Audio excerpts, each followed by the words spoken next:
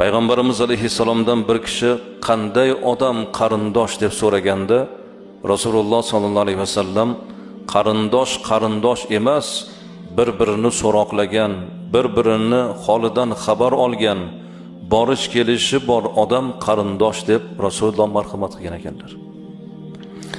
Hozir amakivachchalar, xolavachcha, tog'avachchalar unchalar qarindoshdek ko'rinmayapti. Bir-biri bilan faqat to'y, maraka, bir marosim bo'lsa bir-birinikiga boradigan holat bo'ldi. Nima deb o'ylaysizlar? Nima uchun shu qarindoshchilik rishasi bir oz sovugandek? Faqat to'y, maraka bir sabab bilan bir-birinikiga borish. Mana bir kichkinagina aqlim bilan o'ylashimcha, biz kattalar sababchi bo'lyapmiz.